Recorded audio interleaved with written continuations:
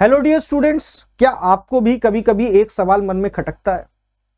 Having same starting point, having same and point, आपकी शुरुआती journey का जो शुरुआती पॉइंट था वो भी सेम था और एंड पॉइंट भी सेम था, लेकिन फिर भी आंसर अलग अलग आ रहे हैं, रिजल्ट्स अलग अलग निकल करके आ रहे हैं। तो आप इसमें कंफ्यूज नहीं हुए, बल्कि I am welcoming you in the world of state and a path function. आप थर्मोडायनेमिक्स के एक बहुत बेहतरीन टर्म्स को समझने वाले हैं आज के वीडियो में, जिसका नाम है state function and path function.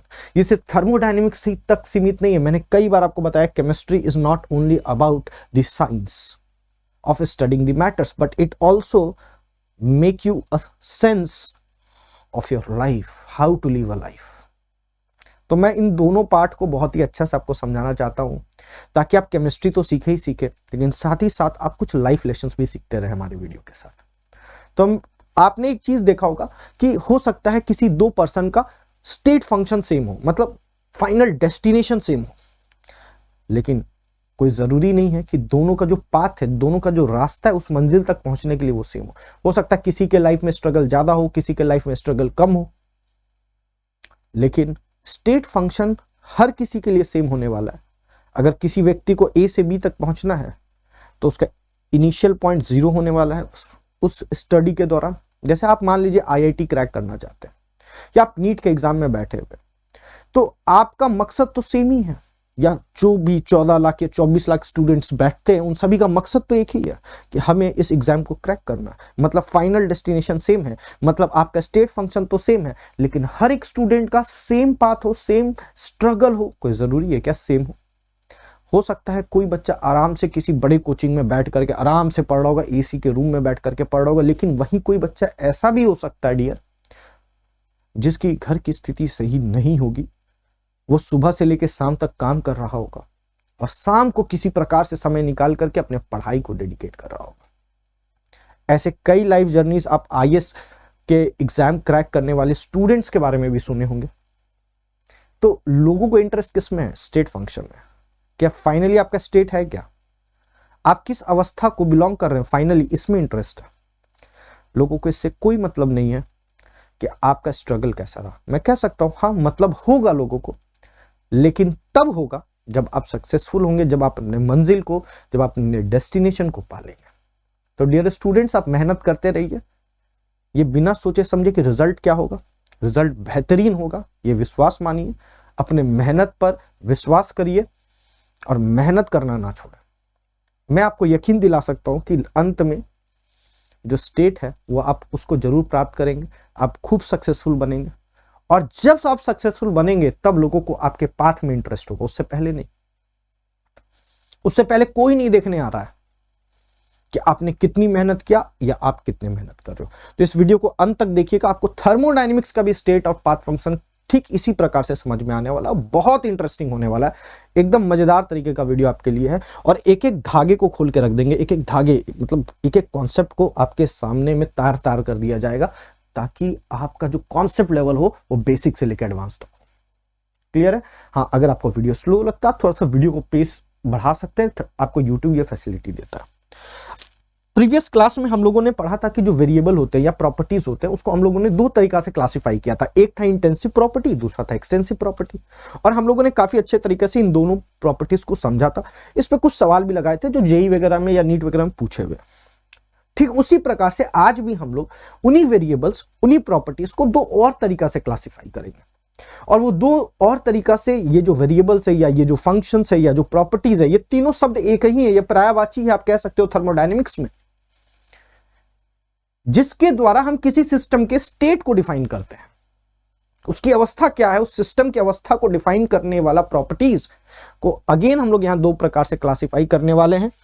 और ये जो क्लासिफिकेशन है बेटा, ये प्रॉपर्टीज को दो पार्ट में क्लासिफाई करता है। एक है तुम्हारा स्टेट फंक्शन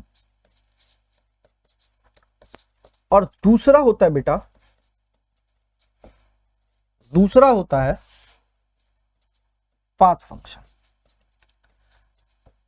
दोनों को हम लोग एक एक करके अच्छे से समझेंगे कि किन प्रॉपर्टीज को हम स्टेट फंक्शन के कैटेगरी में डाल सकते हैं और किन प्रॉपर्टीज को हम पाथ फंक्शन के दायरे में डाल सकते हैं, कैटेगराइज कर सकते हैं। शुरुआत हम लोग स्टेट फंक्शन से करेंगे। ठीक है, फिर हम लोग पाथ फंक्शन के बारे में पढ़ेंगे। अब सवाल बहुतों के मन में आएगा, सर ये जो प्रॉपर्टीज का क्लासिफिकेशन, इसका आधार क्या है, इसका बेसिस क्या है? तो इसका बेसिस दो है कि कुछ ऐसे प्रॉपर्टीज होंगे जो सिर्फ फाइनल स्टेट से उसकी वैल्यूज डिफाइंड की जा सकती है, लेकिन कुछ ऐसे प्रॉपर्टीज भी होते हैं जिनकी वैल्यूज इस पर निर्भर करती कि उस फाइनल स्टेट को आपने किस प्रकार से प्राप्त किया है, कौन सा रास्ता अपनाया है। नाम में ही क्लियर है, ये स्टेट है, ये पाथ है।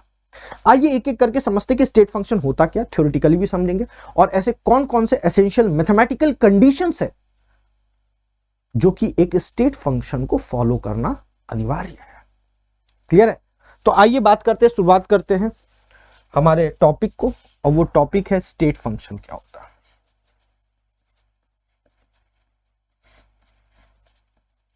तो बेटा जब हम बात स्टेट फंक्शन का करते हैं, जब हम बात स्टेट फंक्शन का करते हैं कि आखिरकार ये स्टेट फंक्शन है क्या, तो मैं आपको बता दूं, दोस वेरिएबल्स, या आप कह सकते हो वेरिएबल्स को एक और नाम दे सकते हो प्रॉपर्टीज, इसी प्रॉपर्टीज या वेरिएबल्स को एक और नाम दे सकते हो function, whose value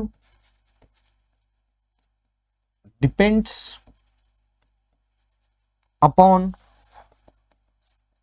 the final state,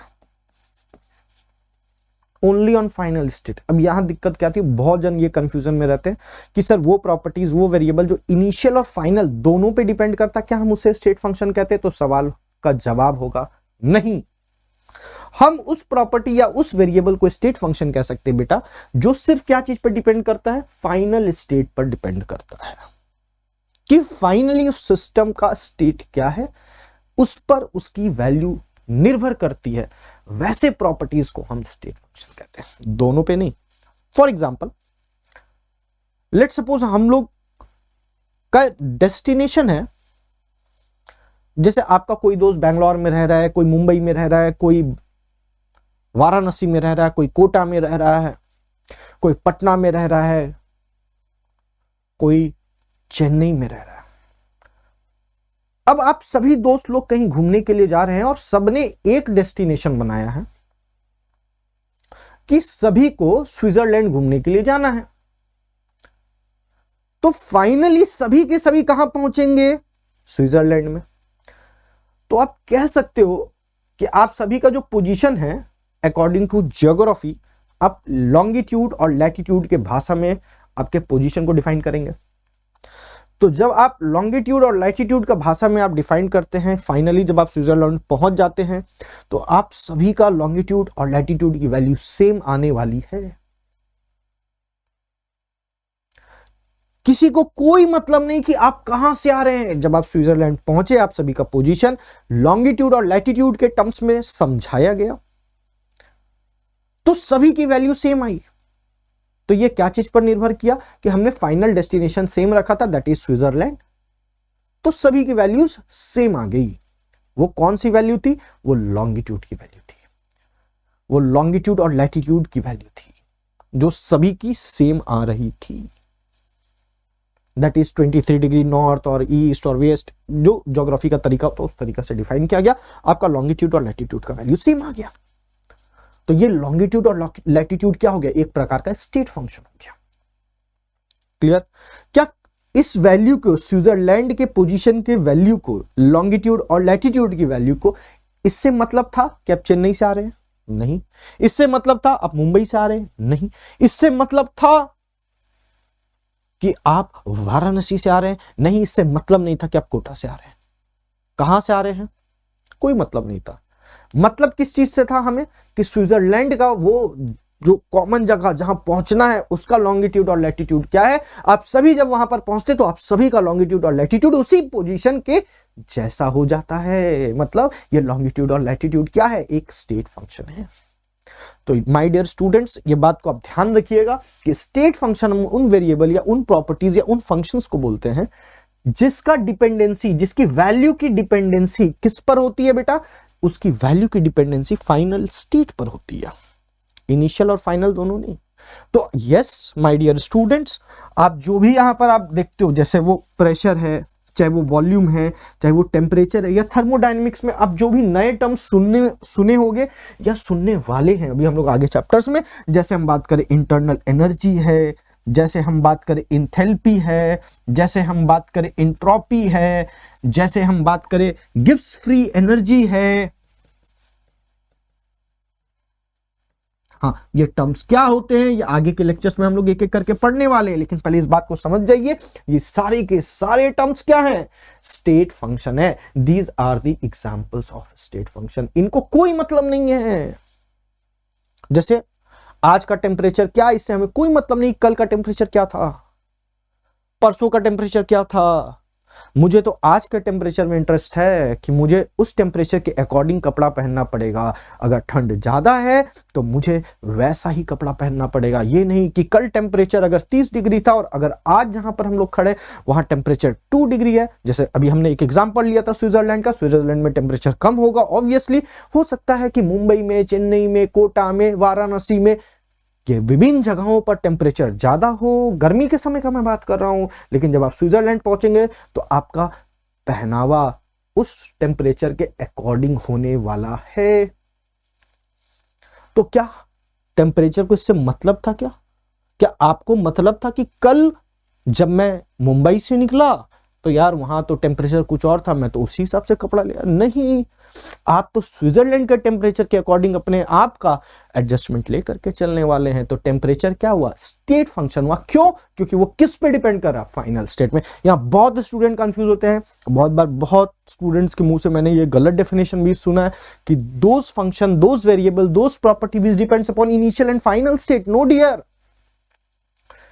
it only depends upon final state. तो अगर हमसे कोई पूछेगा P क्या है स्टेट फंक्शन, V क्या है स्टेट फंक्शन, T क्या है स्टेट फंक्शन, इंटरनल एनर्जी इसको हम लोग U से दिखलाते हैं, U क्या है स्टेट फंक्शन, H क्या है स्टेट फंक्शन, S क्या है, इंट्रोपी को S से दिखाते स्टेट फंक्शन है, गिब्स फ्री एनर्जी को G से दिखाते ये भी एक स्टेट फंक्शन है। अब इंटरेस्टिंग बात क्या आती है?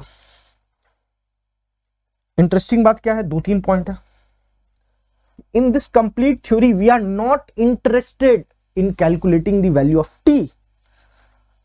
We are always interested in calculating the change in state function throughout the thermodynamics.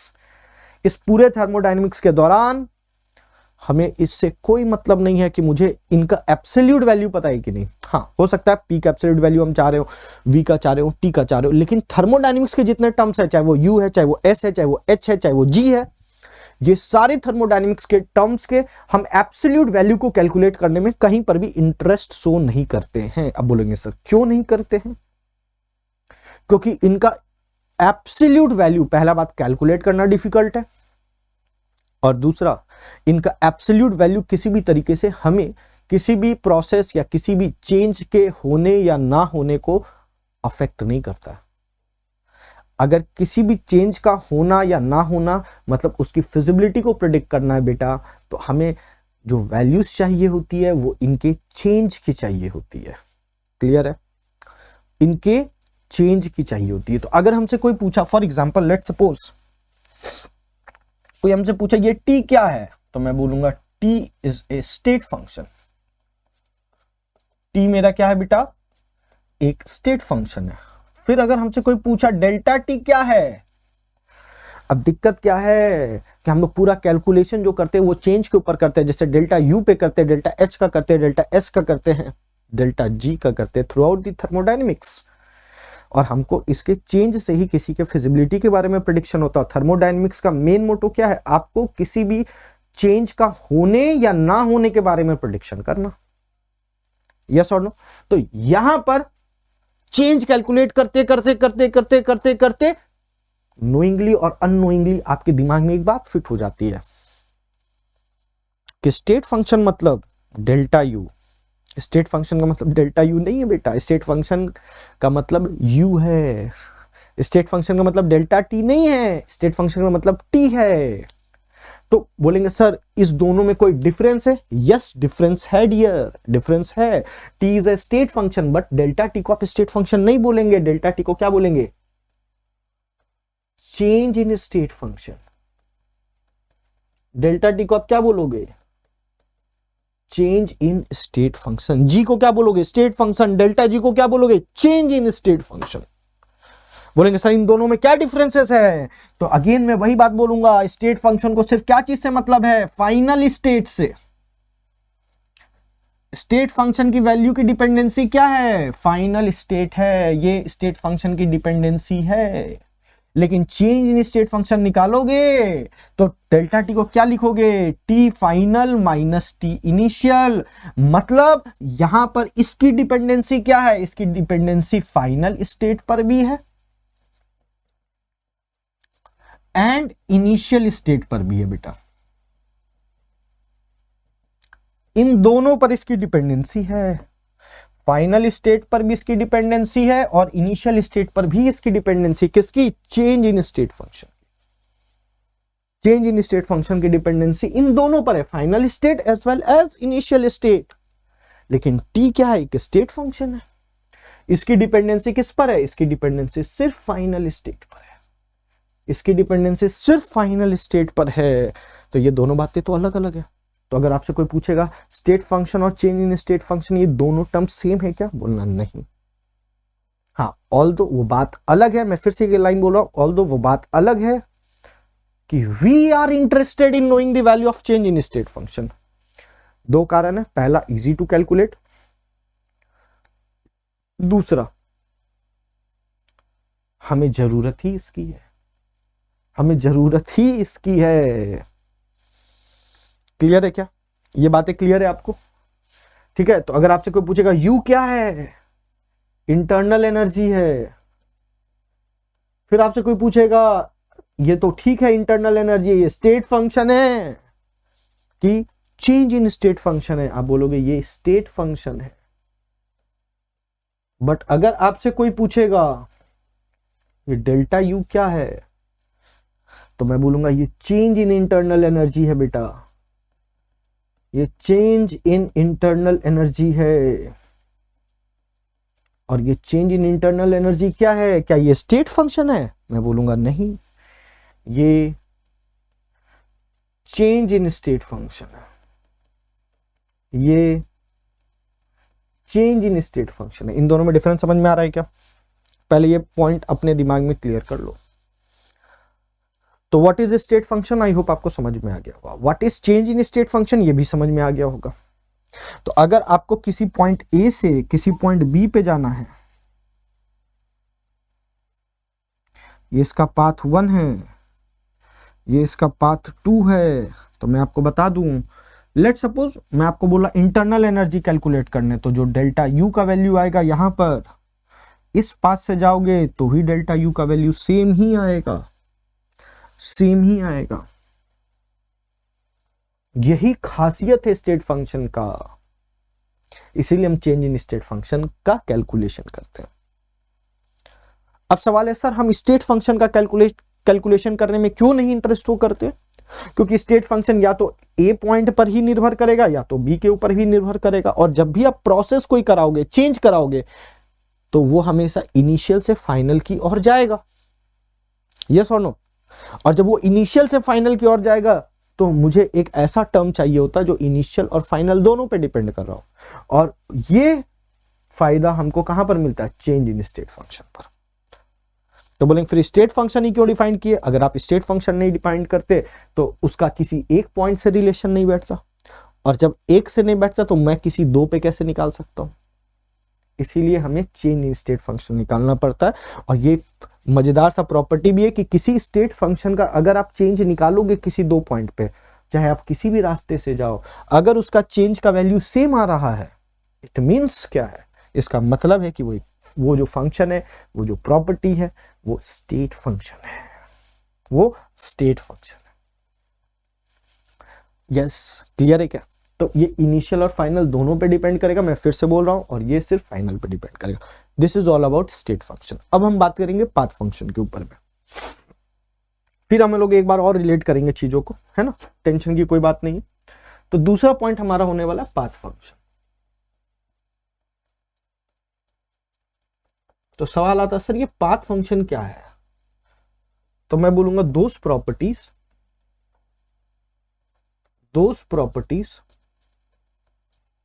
और मैं कह सकता हूं और variables whose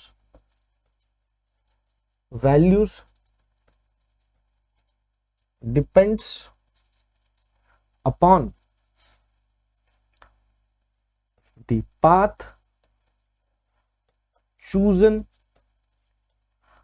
to reach the final state।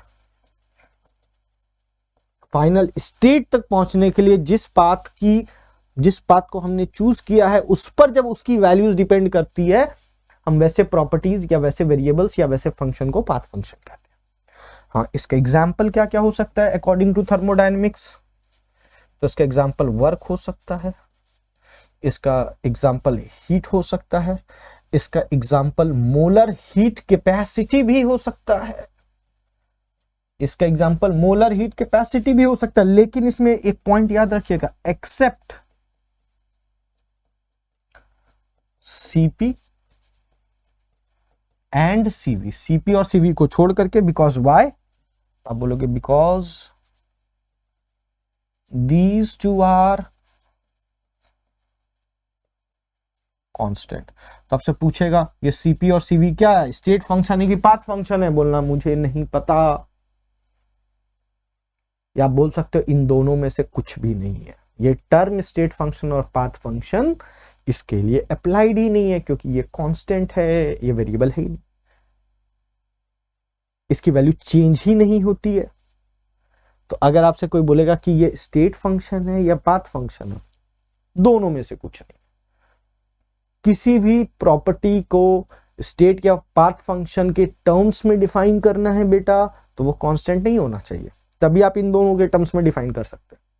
और सीपी और सीवी की वैल्यू सिर्फ मॉलिक्यूल्स के बदलने के कारण होगी। अगर सारे मोनोएटॉमिक है तो वैल्यू सेम ही रहने वाली है, अगर डाईएटॉमिक है तो भी सेम रहने वाली है, ट्राईएटॉमिक लीनियर है तो सेम रहेगी, ट्राईएटॉमिक नॉन लीनियर है तो सेम रहेगी।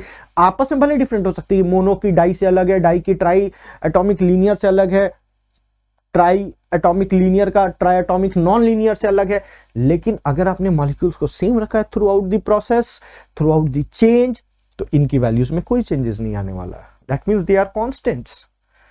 सो these two terms are not defined for CP and CV. Clear है? तो बहुत बार सीपी सीवी दे देता है, अब लोगों ने याद कर रखा होता मोलर हीट कैपेसिटी, टिक कर देते हैं वो आंसर को, यहीं पर वो गलती करते हैं। चलिए थोड़ा फिजिक्स के भाषा में मैं इन दोनों टर्म्स को थोड़ा सा और समझाने का कोशिश करता हूं। लेट सपोज आपने किसी बॉडी के पोजीशन को डिफाइन किया यहां पर x1 y1, ठीक है, ये दूसरा पोजीशन हो गया x2 y2,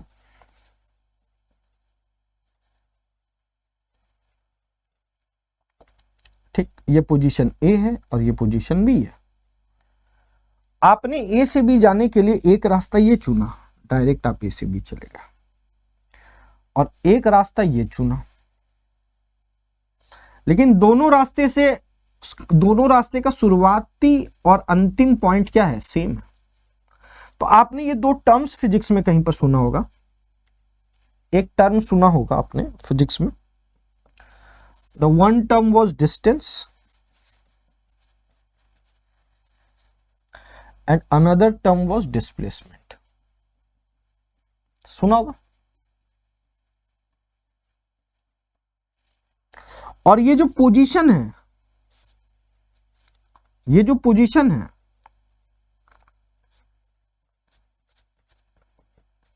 आपसे पूछूंगा मैं, ये पोजीशन, इसमें भी बहुत जन लोग गलत बोलते हैं, डिस्प्लेसमेंट क्या है तो बोल देते स्टेट फंक्शन है। नहीं यार, इसका जो ये पोजीशन है ये स्टेट फंक्शन है बेटा।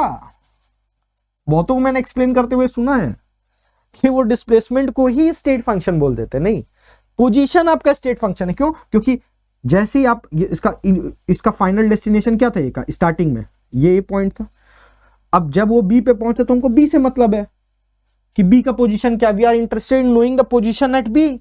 We are not interested in knowing the position of A, but when we are calculating displacement, जब हम displacement calculate कर रहे होंगे तो मुझे इस दोनों पोजीशन का क्या निकालना होगा, चेंज। तो डिस्प्लेसमेंट क्या होता है, change in the position vector. Am I right और रॉन्ग? तो ये change in the position vector क्या हो गया मेरा, ये मेरा चेंज इन स्टेट फंक्शन है। इसको मैं ऐसे समझ सकता हूं कि ये चेंज इन स्टेट फंक्शन को समझा रहा है हमको। पोजीशन वेक्टर क्या है, स्टेट फंक्शन। चेंज इन पोजीशन वेक्टर क्या, चेंज इन स्टेट फंक्शन। तो डिस्प्लेसमेंट क्या होगा, change in state function. It is not a state function.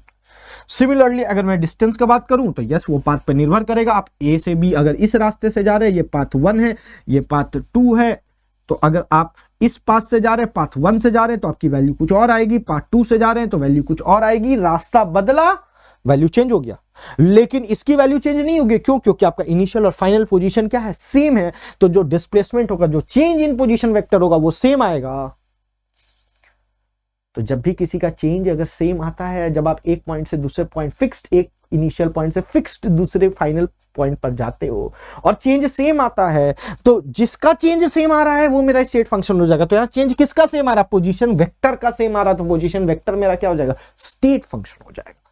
तो अगर हमसे कोई पूछेगा ये डिस्टेंस क्या है, तो मैं डिस्टेंस को क्या कह सकता हूं बेटा, ये एक पाथ फंक्शन। क्यों? क्योंकि ये निर्भर करेगा कि आपने रास्ता कौन सा चुना है। आपने रास्ता ये वाला चुना है कि ये बड़ा वाला चुना है, ये इस पर निर्भर करता है। पाथ 1 चुना है, वैल्यू कुछ और आएगी। पाथ 2 चुना है, वैल्यू कुछ और आएगी। तो distance is a path function. I hope आपको ये बेसिक अंडरस्टैंडिंग हो गया होगा, what is a state function, what is a path function, what is change in state function. Clear है? यहाँ दो टर्म खाली नहीं है, स्टेट और पाथ, यहाँ एक और टर्म इंट्रोड्यूस होता है, that is change in state function. I hope आपको ये दोनों बातें आपको समझ में आ गई होगी। अब सवाल आता है, sir what are the essential mathematical conditions for a function to be a state function. कुछ मैथमेटिकल कंडीशंस भी तो होंगे, ऑल दो एग्जाम में ये प्रूफ वगैरह नहीं आता, लेकिन ये मैथमेटिकल कंडीशंस आप जान सकते हैं। हो सकता है आपको पूछ देगा इनमें से कौन सा बात सही है, तो वो आप तभी लिख पाओगे ना जब आपको पता होगा। ठीक है, चलिए। तो पहला जो आता है, पहला कंडीशन वो आता है कि लेट सपोज एक फाई है, if phi is a state function. ये फाई क्या, एक स्टेट फंक्शन है, तो इसका जो इंटीग्रेशन आप करोगे, कहां से कहां करोगे, इनिशियल से फाइनल, तो आंसर क्या आ जाएगा, फाई बी माइनस फाई ए। क्लियर? अब इंटरेस्टिंग बात क्या सुनना, एक यहां पर बहुत इंटरेस्टिंग बात है। पहला मैथमेटिकल कंडीशन यही है, तो अगर ये कहीं पर ऐसा लिखा हुआ, मतलब वो फंक्शन फाई फंक्शन कैसा है, स्टेट फंक्शन है। इंटरेस्टिंग बात क्या है कि जब भी कोई भी स्टेट फंक्शन होगा तो उसकी डिपेंडेंसी हमेशा दो वेरिएबल्स पे होती हुई नजर आएगी। हमेशा कम से कम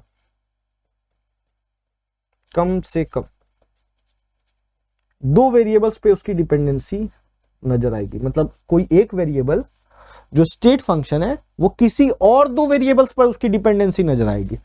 तो जब भी कोई फंक्शन किसी दो वेरिएबल पर डिपेंड करता है, तो उसका इंटीग्रेशन बहुत डिफिकल्ट हो जाता है। तो हम लोगों को कहीं पर भी इसको इंटीग्रेट कर करके उसका इंटीग्रेशन बहुत डिफिकल्ट हो जाता है। तो कहीं पर भी हमको ये इंटीग्रेट करके आंसर नहीं पूछेगा, बस आपको ये कंडीशन के तौर पर जानना है, दैट्स इट। कि अगर ऐसा कंडीशन लिखा हो, मतलब ये क्या चीज को समझा रहा है, ये हमको बता रहा है कि phi is a state function. Clear? तो दो बातें याद रखनी। इससे एक बात हम वाइस वर्सा भी कह सकते हैं कि किसी भी वेरिएबल की अगर किसी दो वेरिएबल पर डिपेंडेंसी होगी तो वो एक स्टेट फंक्शन है। चाहे वो प्रेशर हो, चाहे वो टेम्परेचर हो, चाहे वो वॉल्यूम हो, चाहे वो कम से कम दो फंक्शन पर तो वेरिएबल पर उसकी डिपेंडेंसी दिखेगी होते हुए। तो ये मेरा क्या हो गया, एक प्रकार का स्टेट फंक्शन हो गया। क्लियर है क्या? क्लियर है क्या? मतलब किसी एक का किसी दो पर डिपेंडेंसी होगा। क्लियर?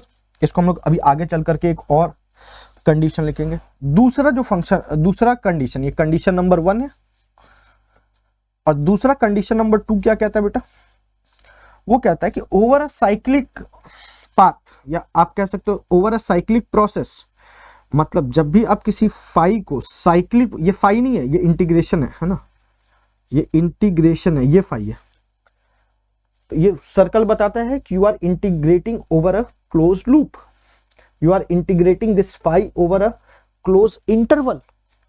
तो जब भी आप किसी स्टेट फंक्शन को क्लोज इंटरवल पर इंटीग्रेट करेंगे तो उसकी वैल्यू हमेशा 0 आएगी।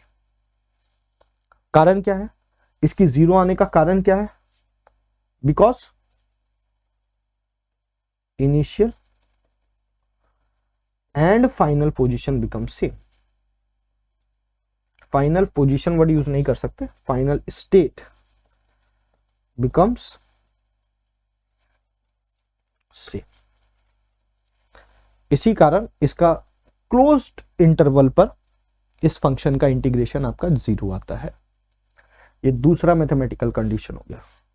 और तीसरा, ये आपके बुक्स वगैरह में जनरली दिखता नहीं है, हायर लेवल की बुक्स पढ़ोगे तो वहां पर दिखेगा, एटकिंस वगैरह कभी उठा लिए तो, लेकिन कंडीशन जान सकते हो, जानने में कोई बुराई नहीं है। खैर ये दोनों भी याद रहेगा तो काम चलेगा। तीसरा कंडीशन है Euler's reciprocity theorem. Euler's reciprocity theorem. अब ये यूलर्स रेसिप्रोसिटी थ्योरम क्या कहता है, ध्यान से समझिएगा। ये बोलता है let's suppose this phi is a state function, let's suppose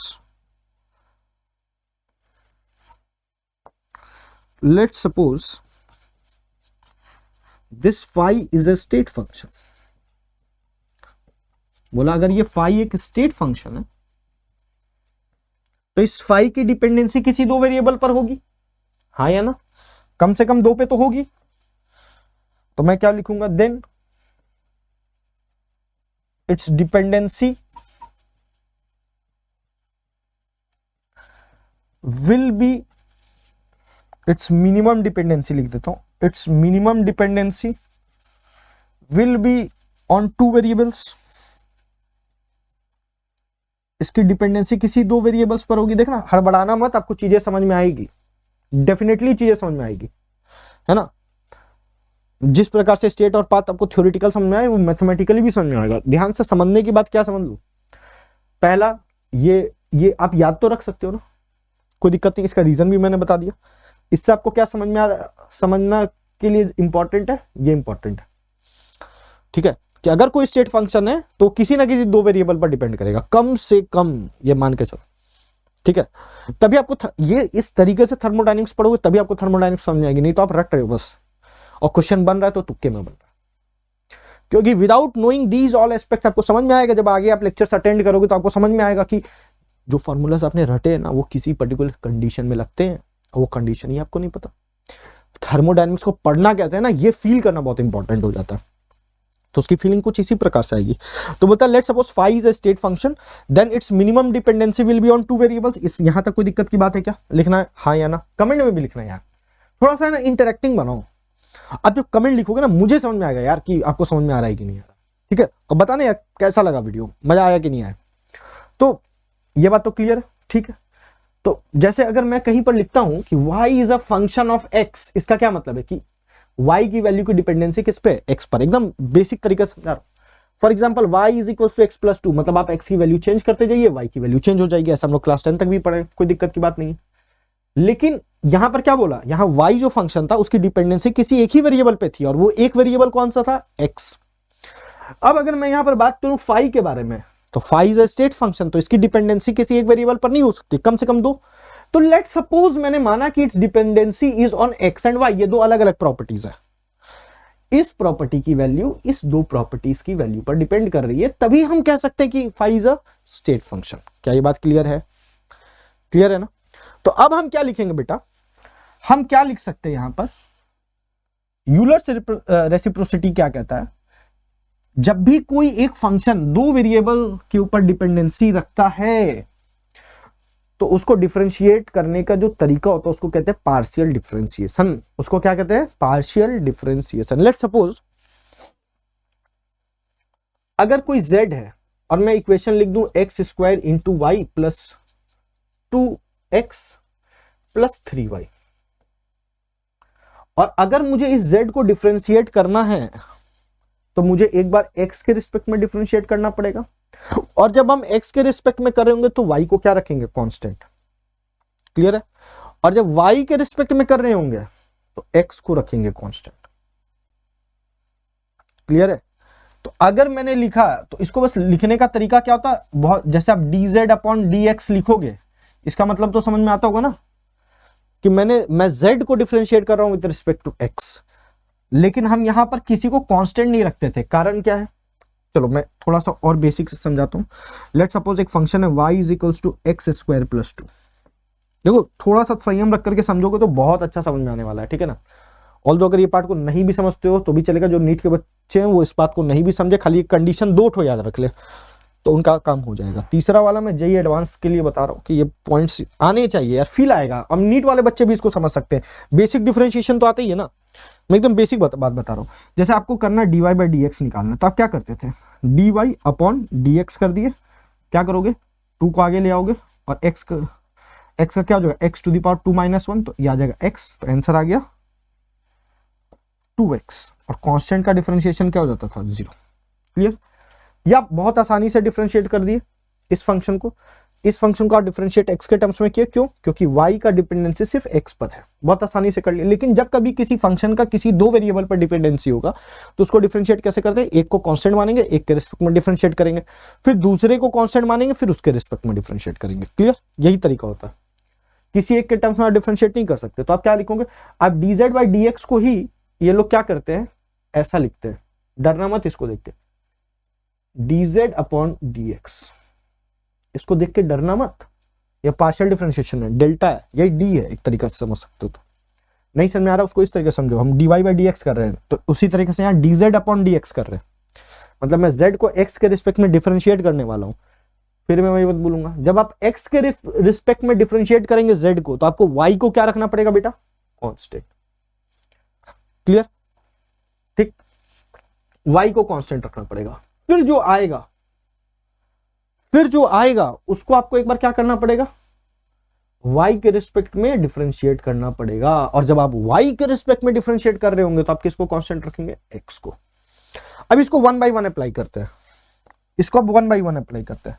तो पहले मैं इस z को किसके रिस्पेक्ट में करूंगा, x के रिस्पेक्ट में करूंगा, तो y कांस्टेंट है। तो जब भी कोई कांस्टेंट होता है, जैसे लेट सपोज अगर इसी में मैं 3x नामक लिखता, तो ये 3 कांस्टेंट था, तो आप क्या लिखते हो, 3 लिख दोगे और फिर x को अलग डिफरेंशिएट करते हो क्योंकि कांस्टेंट की वैल्यू बाहर आ जाती है, और x का डिफरेंशिएशन x के रिस्पेक्ट में क्या होगा, 1।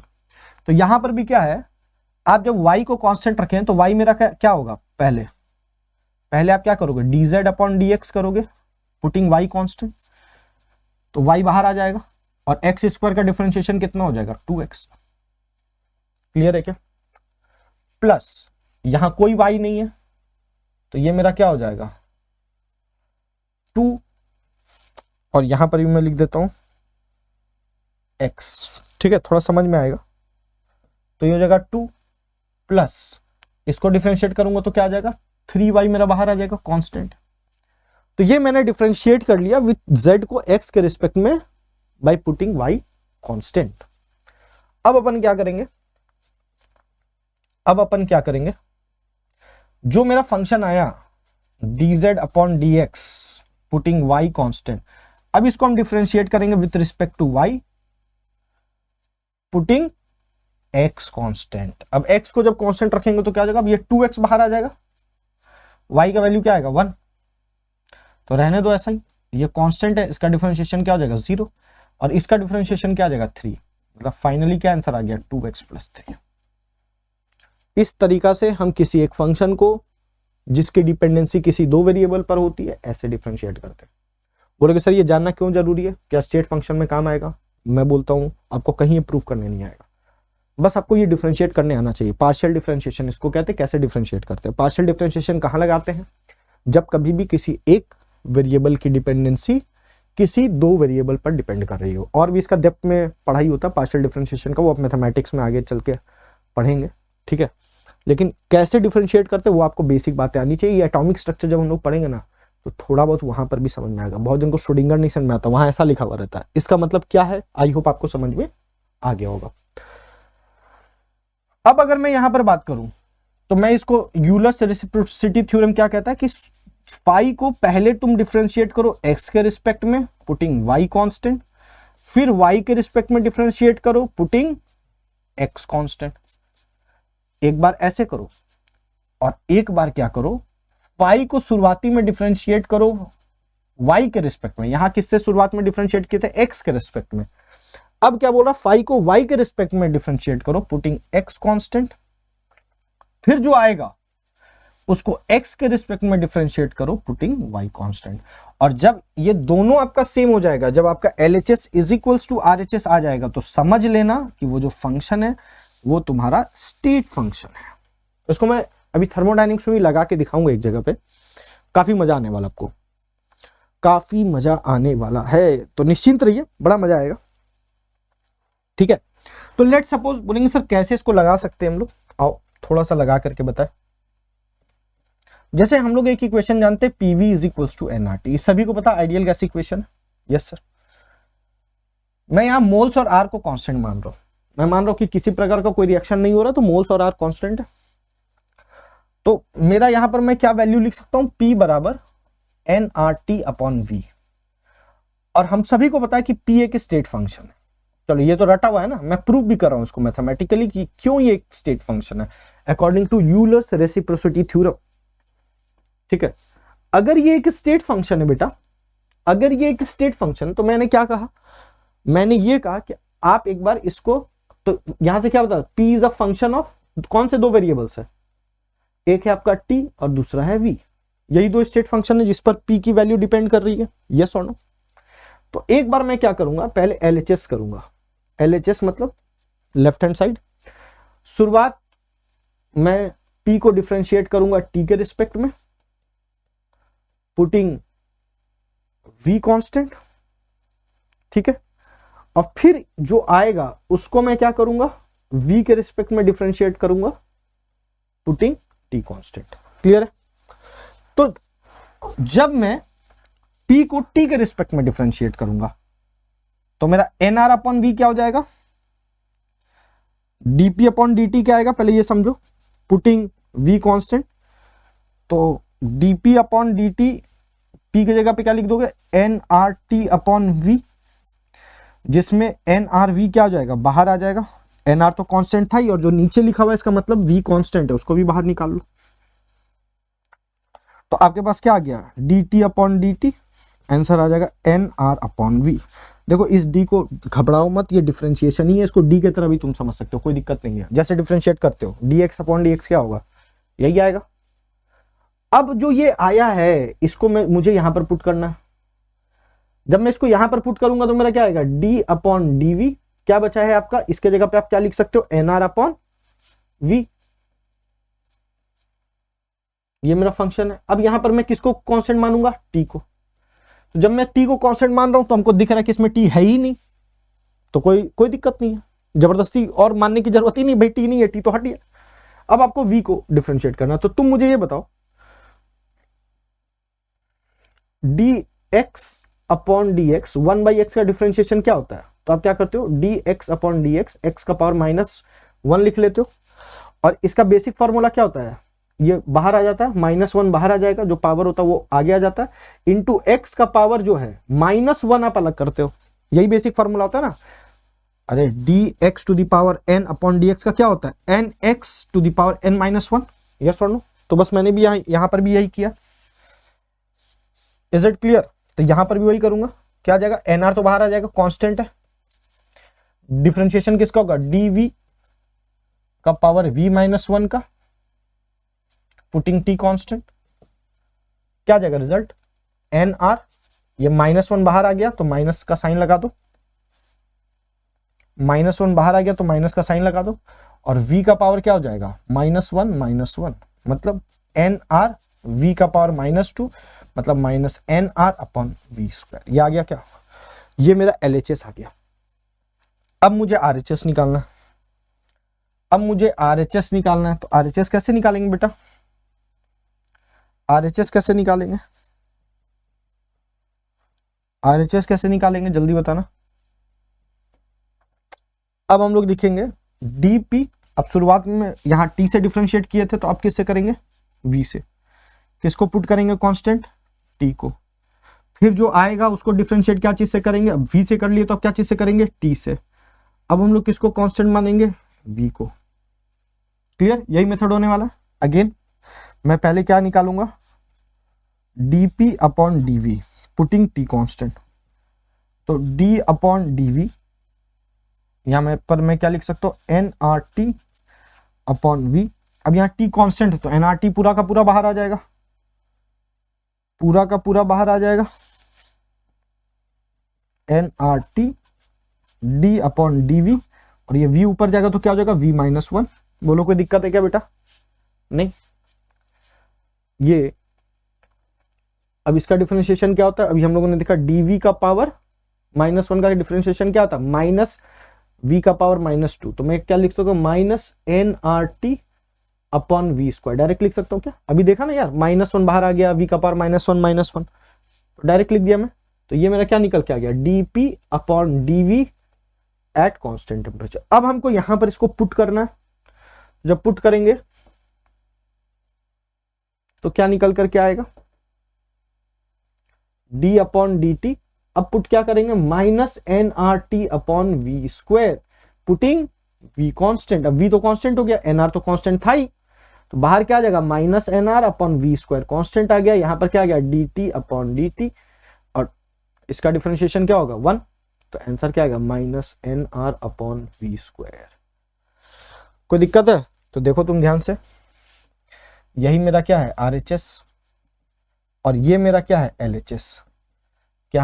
क्या यहां पर मैं बोल सकता हूं LHS बराबर RHS हो गया, मतलब ये जो P है तुम्हारा, ये क्या है, स्टेट फंक्शन। हेंस प्रूव्ड, मैं मैथमेटिकली भी प्रूफ कर दिया, हेंस प्रूव्ड,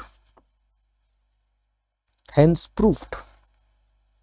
क्लियर, तो यही है यूलर्स रेसिप्रोसिटी थ्योरम की, आप बोल सकते हो खूबसूरती, है ना। सवाल में जाने से पहले ये बात क्लियर है कि आपको यही है यूलर्स रेसिप्रोसिटी। नहीं याद रहता कोई बात नहीं, आपको मैंने कॉन्सेप्ट बताया। ये 3 बातें ध्यान रखना, ये नाम अगर याद करना चाहो तो कर सकते हो, ये लाइन अगर आप याद रखना चाहो तो याद रख सकते हो, ठीक है। ये ऑप्शनल बातें हैं, ठीक है, मन है आपका तो कर लो, लेकिन मैंने आपको सब बात बता दिया। स्टेट फंक्शन क्या होता है, पाथ फंक्शन क्या होता है, दोनों में डिफरेंस क्या होता है, और अगर ये 3 कंडीशन मैथमेटिकली वो फॉलो नहीं कर रहा तो वो पाथ फंक्शन है। अगर यूलर्स रेसिप्रोसिटी थ्योरम आपका नॉट इज इक्वल्स टू आ जाता है तो वो एक पाथ फंक्शन है। क्लियर है क्या। अब एक इंटरेस्टिंग बात बताने जा रहा हूं, इसको जरूर आप दिमाग में फिट कर लेना, लेकिन आइए पहले कुछ सवाल कर लेते हैं, ठीक है। सवाल बड़ा आसान सा आता है जेई वगैरह में, ये जेई का ही सवाल है। स्टेट फंक्शन पाथ फंक्शन पहचानने दिया जाता है, तो आई होप जितना एग्जांपल्स लिखा है उतना में काम हो जाता है। Among the following number of state function, इनमें से कौन सा स्टेट फंक्शन है, तो इंटरनल एनर्जी स्टेट फंक्शन है, वॉल्यूम स्टेट फंक्शन है, हीट स्टेट फंक्शन नहीं है, इंथैल्पी स्टेट फंक्शन है। आंसर क्या हो जाएगा, 3। आंसर हो जाएगा 3। उसी तरीका से एक और क्वेश्चन है यहाँ पर, बोलता among the following set of parameters that represent path function, तो Q प्लस W, अब आगे चल करके पढ़ोगे ये U के बराबर होता है, सॉरी ये डेल्टा U के बराबर होता है, ठीक। तो बोला है पाथ फंक्शन कौन है, तो बोलेंगे सर डेल्टा U क्या है। अगर बोले स्टेट फंक्शन है बेटा तो फिर तुम्हारी पिटाई होगी एकदम, कुटाई अच्छा से। ये आपका स्टेट फंक्शन नहीं है, चेंज इन स्टेट फंक्शन है, तो जो चेंज इन स्टेट फंक्शन है वो पाथ फंक्शन तो नहीं है, तो आपका कैंसिल आउट हो जाएगा। Q क्या है, state function, state function, sorry गलती हो गया। Q क्या है, पाथ फंक्शन, हीट है। W क्या है, पाथ फंक्शन है। H माइनस TS क्या है, तो H minus TS gives free energy, आगे चल के देखोगे G को डिफाइन ही ऐसे करते हैं, तो गिव्स फ्री एनर्जी क्या, एक स्टेट फंक्शन है, तो ये भी पाथ फंक्शन नहीं है। हमको तो यहाँ पर क्या निकालना, पाथ फंक्शन। तो कौन कौन सा सही है, 2 और 3 ऑप्शन है इज करेक्ट। ये भी जेई का आया हुआ सवाल है, PYQ से। क्लियर है, तो सवाल बड़ा आसान सा पूछा जाता है। आई होप आपको मैंने बहुत इन डेप्थ समझाया। हाँ, एक पॉइंट मैं यहाँ पर आपको समझाना चाहता हूँ, इस लाइन को आप सीख लेना, काम आएगा अगले लेक्चर में, बहुत इंपॉर्टेंट है, नोट पॉइंट। या आप लिख सकते हो GKB, ज्ञान की बात। How to write the differential form of a state function, how to write the differential form of state function. इसको 2-3 बार कॉपी में जरूर लिखना तो आदत हो जाएगी, बस और कुछ बात नहीं बोल रहा हूं। अगर तुम्हें पता चल गया, मान लो लेट्स सपोज तुम्हें पता चल गया कि phi is a state function, और अगर ये phi is a state function तो इसकी डिपेंडेंसी कितने पर होगी? कम से कम 2 वेरिएबल्स पर होगी, कम से कम 2 वेरिएबल्स पे होगी। तो इसका डिफरेंशियल फॉर्म कैसे लिखते हैं? आओ देखिए, तो अगर मुझे डी फाई निकालना है तो डी फाई को कैसे लिखूंगा? डी फाई को कैसे लिखता हूं?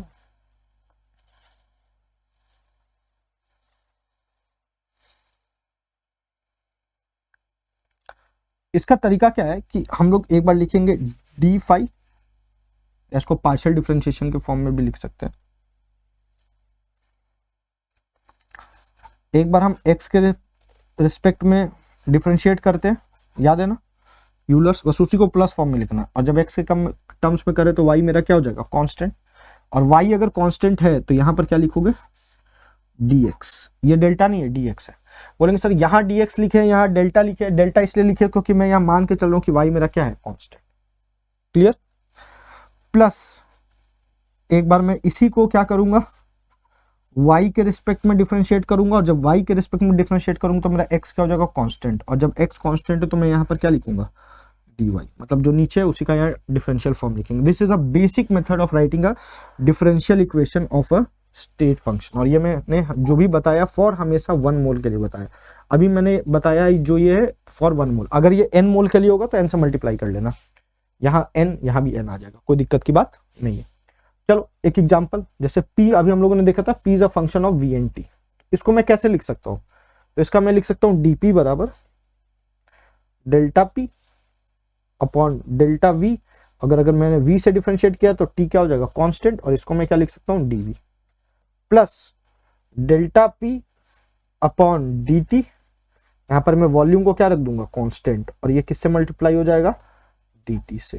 तो यहां पर जो निकल करके आ रहा है मेरा बेटा, ये क्या है? ये स्टेट फंक्शन का डिफरेंशियल फॉर्म लिखने का तरीका है। इसको 2-3 बार लिखिएगा, यही दोनों पॉइंट को 2-3 बार लिखिएगा, काम आएगा आपको। मतलब अगर कभी भी आपको पता चल जाए कि कोई एक स्टेट फंक्शन है, इसकी डिपेंडेंसी इन 2 वेरिएबल्स पर है, तो आपको ये लिखने आना चाहिए। ये डिफरेंशियल फॉर्म का जो इक्वेशन है ना, ये हर जगह वैलिड होता है। और जो तुम लोग फॉर्मूला रखते हो ना, वो किसी कंडीशन पर वैलिड है, कहीं पर वैलिड नहीं भी है। तो ये लिखने आना चाहिए। बस आपको अगर कोई बता दे कि ये एक स्टेट फंक्शन है, ये इस 2 वेरिएबल पर डिपेंड करा, तो ये लिखने आना चाहिए। बड़ा आसान है। एक बार इसको पार्शियल डिफरेंशिएट करो किसी एक वेरिएबल के रिस्पेक्ट में, जिस वेरिएबल के रिस्पेक्ट में डिफरेंशिएट कर रहा है उसी का dx यहाँ लिखना, क्योंकि दूसरा वेरिएबल यहाँ पर कांस्टेंट होगा। क्लियर? फिर एक बार उसको डिफरेंशिएट करना दूसरे वेरिएबल के रिस्पेक्ट में, तो पहला वाला कांस्टेंट हो जाएगा। तो जो दूसरा वाला है यहाँ कांस्टेंट नहीं है, तो वहां पर मैं इसका dy लिखूंगा। बोले यहाँ तक आया क्या बात समझ में? कोई दिक्कत है क्या? This is a basic method of writing the differential form of A state function. Clear है क्या? इसी के साथ आपका आज का लेक्चर खत्म होता है।